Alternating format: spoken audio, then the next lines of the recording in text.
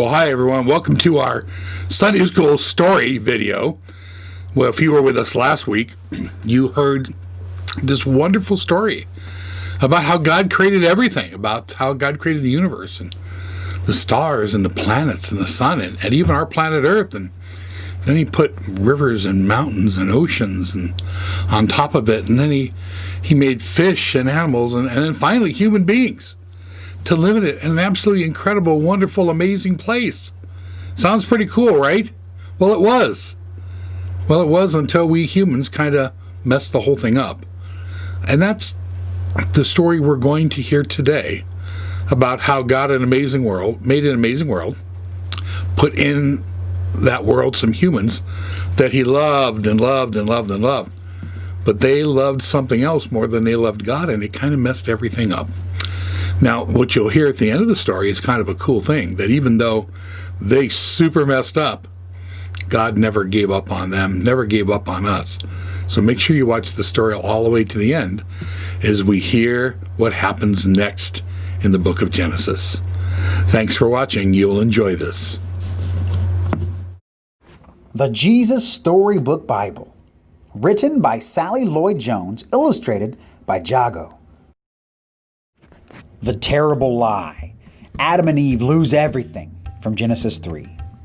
Adam and Eve lived happily together in their beautiful new home, and everything was perfect. For a while. Until the day when everything went wrong. God had a horrible enemy. His name was Satan. Satan had once been the most beautiful angel, but he didn't want to be just an angel.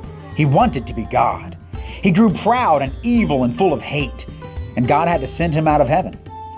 Satan was seething with anger and looking for a way to hurt God.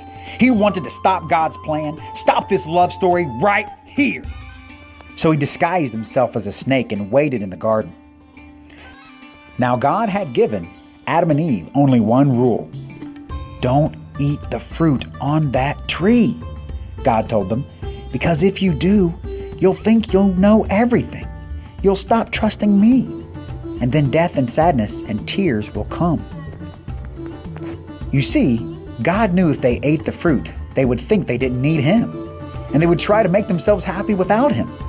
But God knew there was no such thing as happiness without him, and life without him wouldn't be life at all.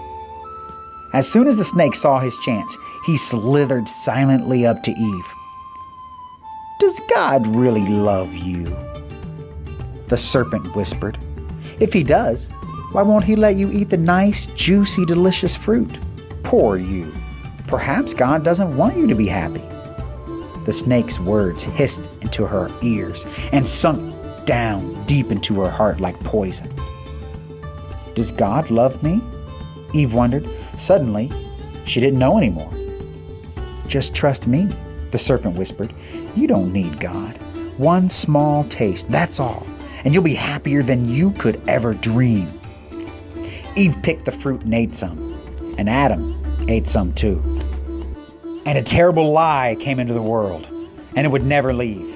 It would live on in every human heart, whispering to every one of God's children, "God doesn't love me."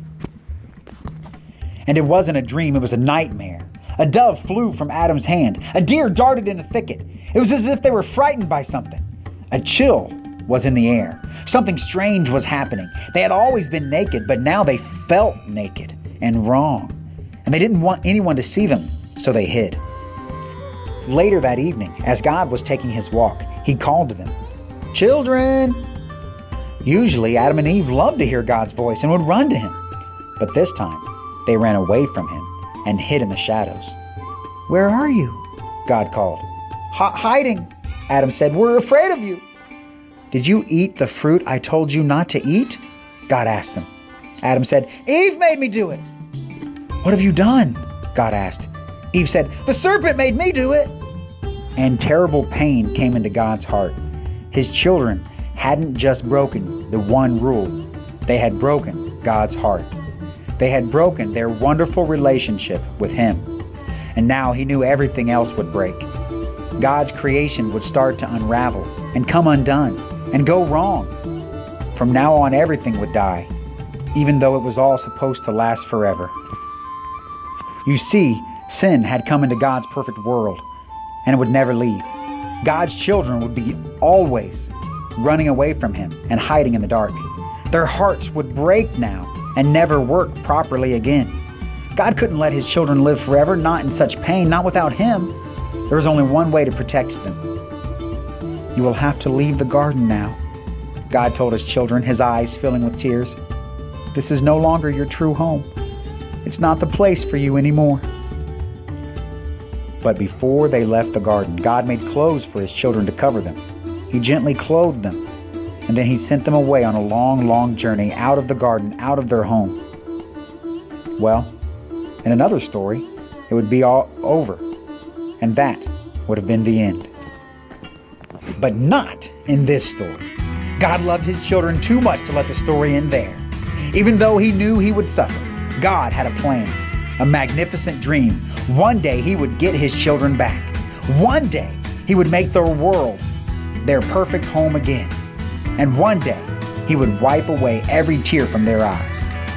You see, no matter what, in spite of everything, God would love His children with a never stopping, never giving up, unbreaking, always and forever love. And though they would forget Him and run from Him, deep in their hearts, God's children would miss Him always and long for Him. Lost children yearning for their home. Before they left the garden, God whispered a promise to Adam and Eve. It will not always be so. I will come to rescue you. And when I do, I'm going to battle against the snake. I'll get rid of the sin and the dark and the sadness you let in here.